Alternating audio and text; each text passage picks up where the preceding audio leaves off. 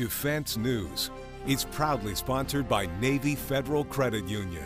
If you're a member of our nation's armed forces, the Department of Defense, or if your family is, we'd be proud to serve you too. On this edition of Defense News Weekly, we'll reveal the top 100 defense companies in the world and break down what's changed since last year. We'll also get more details on the X-37 spaceplane, find out updates on the Army's top priorities, and get a first-hand look at a major exercise in Australia. With in-depth interviews, up-close video, and leading analysis. This is Defense News Weekly.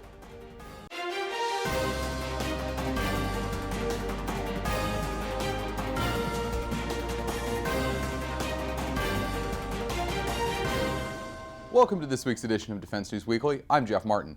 We've got a packed show this week as we're going to reveal the top 100 defense companies for 2019. And here's a spoiler, there's some big changes from last year. But before we do that, let's go look at some headlines. After over 200 days without a permanent leader, the Pentagon now has one, as Mark Esper has been sworn in as Defense Secretary after the Senate's confirmation this week. This closes out the longest leadership gap that the Pentagon has ever experienced, following the departure of both former Secretary Jim Mattis and Acting Secretary Patrick Shanahan earlier this year.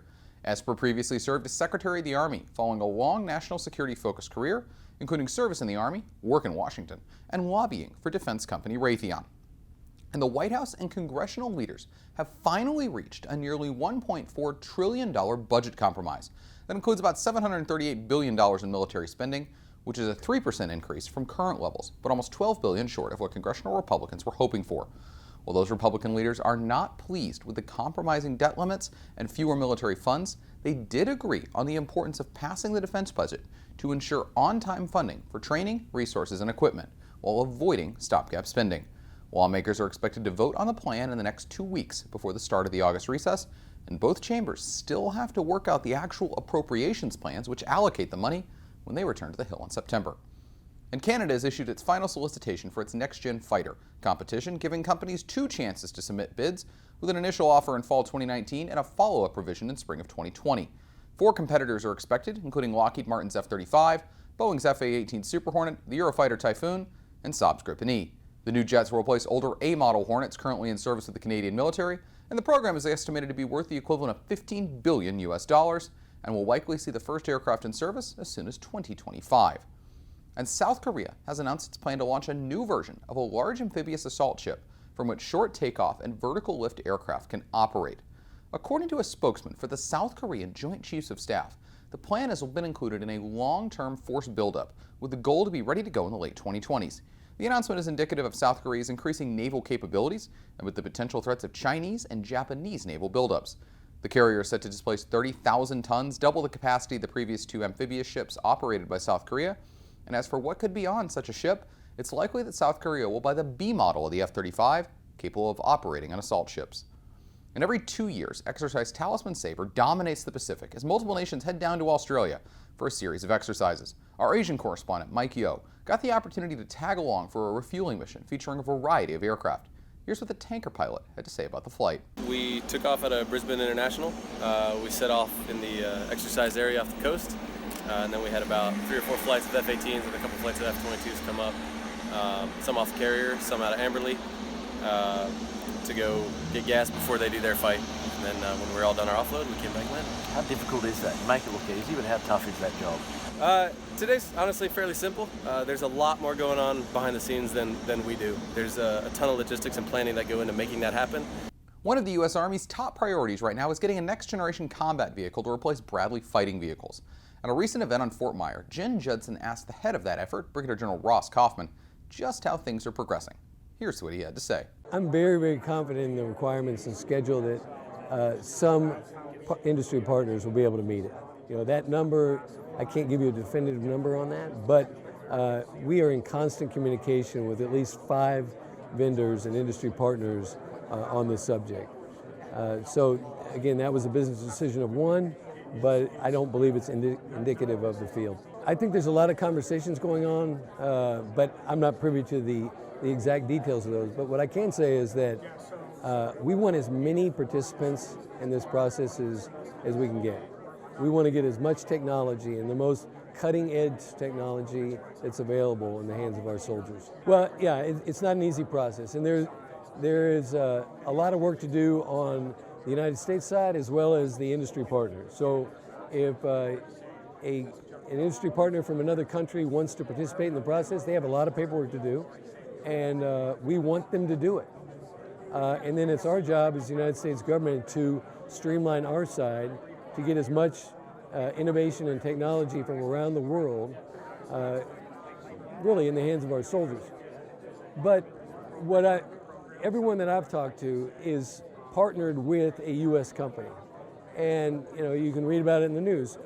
The administration has said by presidential order that we're going to increase the percentage of parts made and bought by our government.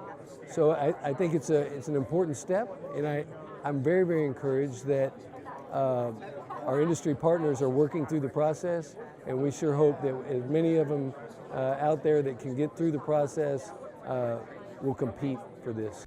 Another key effort is work on Future Vertical Lift, specifically a long-range assault aircraft to replace Blackhawks and Apaches currently in service.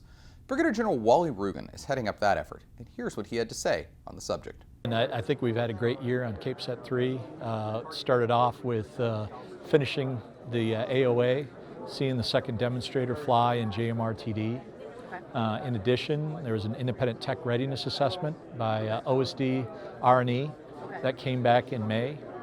And then this AROC, which has been important, again, just to message industry and message oversight folks like OSD and the Hill that, hey, the Army's moving out on CapeSat 3. The schedule is moving faster. We're looking at a multi-year acceleration because, again, the GMR has done so much better than we thought. Really has been successful both on the air vehicle side and the open system architecture side, that we're ready to really leverage that fully and jump. I would characterize it as multi-year acceleration.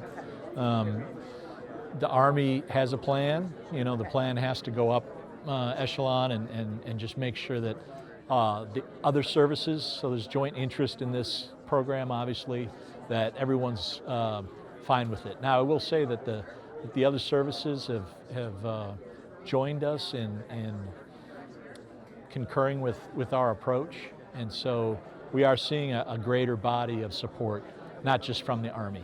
Space is continuing to be one of the biggest topics discussed in national security right now. So at the recent Aspen Security Forum in Colorado, former Air Force Secretary Heather Wilson and United Launch Alliance CEO Tory Bruno led an interesting discussion. Here's part of their talk. To defend LEO, we have to contend with a sphere where on-orbit threats could exist that is 30% larger than the entire surface of the Earth. When we go to GEO, where our command and control satellites are, where our missile warning satellites are, that, by the way, are protecting you right now in the event that there were a launch from North Korea. In GMD, our system based in Alaska, were to defend you, it depends on a detection and a cueing from SBIRS sitting at GEO. That is 8 times the surface area, the sphere that must be monitored than we even have in LEO. So it sounds like what makes this an even more difficult challenge is that the old construct of they build a big weapon, we build one too, and we deter each other doesn't really apply, at least yet, because we have far more assets up there that are vulnerable than even the Chinese or the Russians do. Maybe we could pivot a little bit. There's one more thing with respect to this, and Tory is absolutely right with respect to you need to, in any kind of conflict, you need to be able to know what's going on and have command and control. But it is cross-domain. So when we say that we need to prevent them from attacking us, that may not happen in space. That may happen on the ground. So this is a cross-domain fight. And the other piece that we didn't mention, and you can talk a little about launch, but the Air Force has acknowledged that we own a space plane, the X-37. It looks like a small version of the shuttle, but it's unmanned. One of the things that's fascinating about that space plane is that it can do an orbit that looks like an egg, and when it's close to the Earth, it is close enough to the atmosphere to turn where it is, which means our adversaries don't know And that happens on the far side of the earth from our adversaries. They don't know where it's going to come up next. And we know that drives them nuts. And I'm really glad about that. Yeah. To keep up to date with all of our coverage, be sure to visit our Facebook, Twitter, and LinkedIn pages. Also, be sure to add us on Apple's News app and other platforms for the latest updates. And when we come back, we'll reveal the Defense News Top 100 for 2019. Every year, one of the biggest things we do is the Defense News Top 100, laying out the biggest companies in terms of revenue in the defense sphere. This year definitely had some surprises and some new companies hitting the top 10. To learn more, I chatted with Deputy Editor Aaron Mehta to get his take on the rankings. Aaron, thanks for sitting down with me here to talk about Top 100. First of all, congrats on going through all this data, and you and the rest of our team for going through that. It can't necessarily have been easy, I bet. Yeah, it's a giant lift for the entire team, so we're all happy it's done, but it's kind of the marquee product for Defense News. We've been doing it for decades now. Wouldn't be a summer without a good chunk of it being spent crunching all these numbers and getting it done. Normally I'd say you'd be pulling your hair out, but I don't think there's enough on the top of your head right now to pull out, so I'm glad you guys made it through okay. So looking at this year's Top 100, what were your main takeaways? Yeah, so look, Lockheed Martin is the biggest defense company in the world. They've been the biggest defense company in the world for many years. Chances are they're going to stay the biggest defense company in the world. They were almost $20 billion more in defense revenue than the next closest company, Boeing. Boeing is the number 2 in the world. Last year they actually weren't number 2, but it was because of a reporting issue that they had. They've changed how they did the reporting for 1 year. They switched it back. All of a sudden they're back to number 2. A lot of the big companies you expect to see, your Raytheon, your General Dynamics, your Northrop Grumman, they're in the top 10. They've been in the top 10 for a long time. The defense industry is a very top-heavy industry. It's essentially a bell curve. You're going to have your biggest companies up top, then kind of a narrow middle, and that middle is shrinking. We can talk about that later.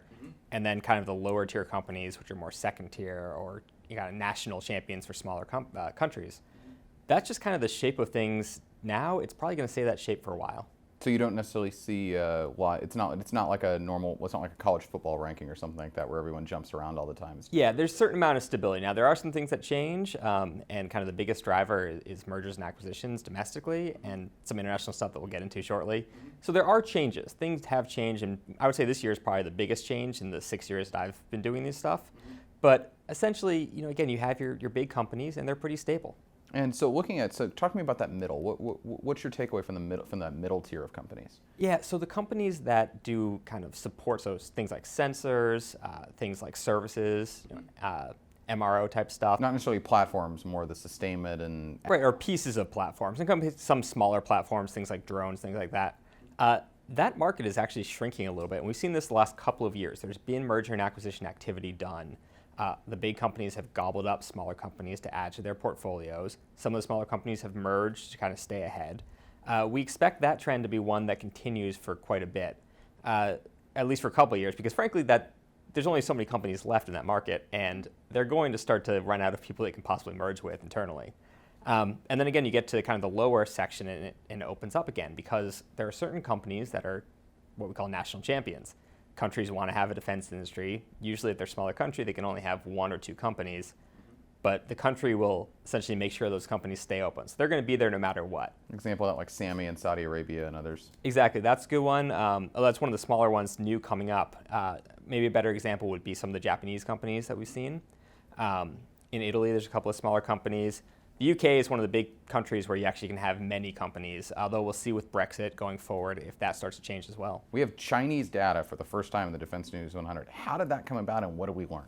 Yeah, so China has been the black hole in our data for years, right? We know that they have the second biggest defense budget in the world, but we don't know necessarily who's benefiting from that internally there. What we did was we partnered with a London-based think tank, IASS. They have an amazing group of researchers there who have, for the last couple of years, been trying to crack this nut and figure out kind of how do we tell who the big defense industry players are in China. They've kind of been refining their methodology, and this year we talked to them, they explained it to us, and we felt comfortable enough that they know what they're doing. These numbers seem to line up. They actually had a really good test case where while they were drawing mostly from public numbers and kind of open source reporting, they found one case where there was numbers they could actually kind of prove their theories against, and they matched up really well with one of the big companies. So what do they find? After pouring through a couple hundred companies to narrow it down to the 8 parent companies, there are 8 companies in the top 100. There are 8 companies in the top 25. China is massive. We knew they were massive, but this is the first time we've really been able to see that. AVIC is number 5. That's their big aviation company. That's the top one in the top 10.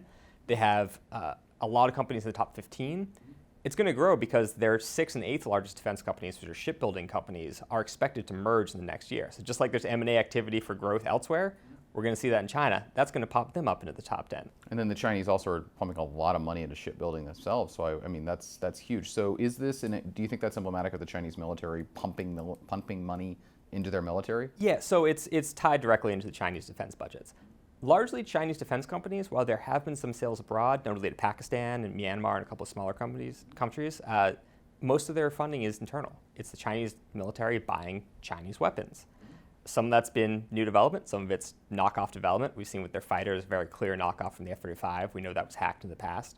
But they're also now starting to invest in the areas where they've been weakest. They were weakest in aircraft engines and ship propulsions. They're purposely setting up groups to just focus on that and learn how to develop that. So there's no reason to think they won't continue to develop and grow in the future. The big question has been, and I think is still somewhat open-ended, is how much of a player they're going to become in the international market.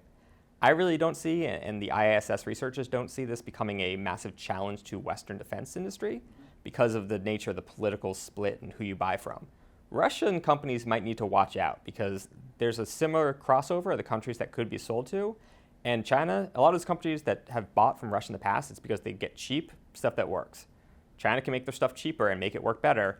All of a sudden, Russian companies might find themselves out in the cold. So before we pivot to Russia, because I do have an overall question there, but looking at this, do you see like in the United States where we see massive years of growth in the defense budget followed by contraction or not as much money being pumped in, do you see China kind of on a solid rise right now over the next several years? Yeah, there's no reason to think it's going to slow down. Everything that we've seen from China, including US DIA estimates, intelligence estimates, say that they're going to continue to pump money into their defense budget. As long as they keep doing that, they're going to be buying new stuff. These companies are going to keep growing. And so looking at Russia, though, what did we learn from Russia this year, from the various Russian companies and everything like that? Yeah, unfortunately this year, a lot of Russian companies decided not to participate. We've, in the past, reached out to them and been able to get some information. The other thing that happened was a matter of timing. The Russian companies tend to report out some of their earnings, or at least their revenues, as they see them, kind of in the later part of the summer. Last year, our top 100 was later, and we were able to actually draw from some of those open source documents and use those. We weren't able to do that necessarily this time. As a result, there's only 2 Russian companies on the list. There would be more, but again, we just don't have that information. What have we seen from them? They're still doing okay. They're still, doing fine, but again, there's not a sense of growth there. The Russian military spending is expected to start to draw down in the next couple of years, just as a financial reality. That'll hurt them. And again, if China rises and becomes a greater weapons exporter, the reality is they could really just take some of these Russian companies out abroad and take some of their work share, and that's not going to help. All right, so looking ahead to the U.S., so all this, it's important to note that all this top 100 data is based on 2018 data. Yes. But in 2019, we've had some pretty big things that have happened. The L3 Harris merger has been closed this year. Right. You have Raytheon and UTC merging, or UTC, whatever you want to call it. That's going to open up some massive playing. What do you see both the mergers impacting and for general impacts for next year's top 100 based on what we've seen in 19? Yeah, so the Raytheon Technologies merger, UTC and Raytheon, that's going to be massive. That's going to put them probably number 3 on the list, maybe number 2, based on this year's numbers. There's a question of what happens with L3 Raytheon, where they end up in terms of actual defense revenues, because there's going to be some reshuffling that goes on there. Some things get maybe sold off, but they're expected to be big. That fits into the whole question of what we're talking about with that kind of shrinking middle. None of these were small companies, don't get me wrong, but these guys are just kind of finding the few niches that are left, buying up the middle tier companies. Those companies are going to really struggle to compete now. If you're make a widget or make a sensor or something, how are you going to compete against the L3 Raytheon combination? Those two are going to hold a duopoly on. Right, and so what's going to happen to those small companies? Either they're going to have to try to find similar sized companies to merge, or they're going to get bought by a bigger company. If you're Lockheed Martin, do you look at something that maybe can keep you in that market, buy that group up, add to your giant share already? So I think there's going to be fall off from this, not just in terms of, again, 2 large companies have now become even bigger companies, but in terms of kind of the follow-on effects, I think we're really going to see that in the next couple of years. The other thing, obviously, is the defense budget. We don't know exactly what's going to happen with that. There seem to be some positive signs that a deal is going to be worked out that will give stability. If that happens, I think we're going to see defense continue to be strong for at least a couple of years. All right, Aaron, thanks for the time. I really appreciate it. Again, great work and for the rest of the team for getting all this compiled. This is awesome. Thanks, Jeff. And when we come back, we're going to chronicle the incredible story of this year's Airman of the Year. On this week's Money Minute, Navy Federal Credit Union personal finance expert Carrie Sepulveda offers her latest tips. Getting ready for your child's new school year can be a lot like getting ready for a military mission. There's a lot of preparation. Even though it's stressful, there are ways you can make this time easier and help make your back-to-school spending worthwhile. First, make a list. Know exactly what you're looking for and what you may not need to purchase again. Things like backpacks, lunchboxes, and binders can be recycled year to year. And reusing last year's supplies doesn't need to stop there. Next, check and see how you can make the most of back-to-school shopping season. Your credit card provider may offer a rewards portal and even cashback deals when you shop at select stores or websites. Extra bonus points may also be available, so it's smart to try and benefit from some of those different perks. Lastly, don't wait. Shop early and get it done. You may end up spending much less money and time than you think. Thanks, Carrie. We'll see you next time. To get more defense news coverage, be sure to visit our website at defensenews.com and subscribe to our Early Bird Brief, delivered to your inbox every weekday morning to get you ready to start the day. And when we come back, we're going to hear the incredible story of this year's Airman of the Year. Tech Sergeant Cody Smith is this year's Airman of the Year, being honored for his actions in combat in Afghanistan. In fact, he could receive the Silver Star for what he did. This is his story. The reason I chose to serve my country was basically the culmination of a life that was geared towards doing something more, that was doing something adventurous and that would push me. So I sought a career field out that would accomplish all those things, and here I am today. Combat control has been a great fit for me as a special tactics operator in general. There's no doubt in my mind that I'm where I'm meant to be, because we truly are the quiet professionals. Combat controllers are special tactics operators that get to do all the exact same qualifications as the Navy SEALs, as the Green Berets, as Army Rangers. Whether you're shooting at the range with your teammates, whether you're jumping out of an airplane on a flight line, whether you're rucking through the mountains up in Montana, you can find yourself in a plethora of situations that truly go beyond what you think the Air Force does. On the back of my kit, I have a flag that's rolled and attached to my body armor. It has been with me since my very first day on a special tactics team. For special tactics operators, it's something special that we do to signify that we're protected by our country at the exact same time while we're serving and defending our country. This past year, I had the opportunity to deploy to Afghanistan and embed into an Afghan special operations unit along with a Special Forces Army team. Part of our mission was to break up Taliban forces in northwest Afghanistan. We encountered a fighting force that I had not fathomed prior to that day.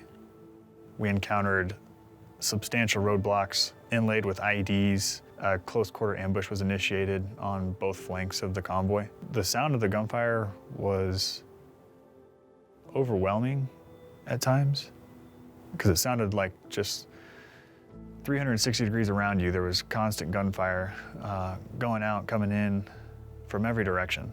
And it took the full measure of each individual on the battlefield that day to work as a team and to hold back enemy forces that were trying to overrun us. I'm incredibly grateful that I was in the position I was to have the effects that I did on the battlefield and to ensure that every single person made it home alive to their family members. It's completely due to an unbelievable team effort. The men and women that I get to serve along with each and every day in the special tactics community and at the Air Force at large, I can say it's an honor to serve next to those people. You share that camaraderie with your teammates, with the teams that you support, the teams that you attach to, the other nations that you work with, is something that you can't put into words, but you feel it. So for the man and the woman standing next to me, what it boils down to is that I'd be willing to stand next to you in the best of moments and in the darkest of moments. That's all we have time for this week, but if you want to see and read more, be sure to head over to defensenews.com. Thanks for joining us, and we'll see you next time.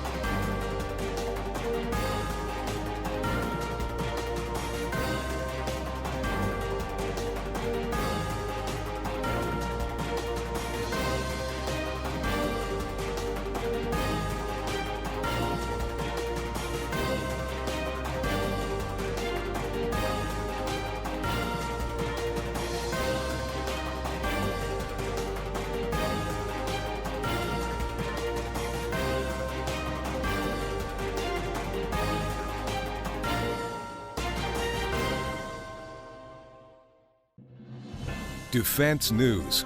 It's proudly sponsored by Navy Federal Credit Union. If you're a member of our nation's armed forces, the Department of Defense, or if your family is, we'd be proud to serve you too.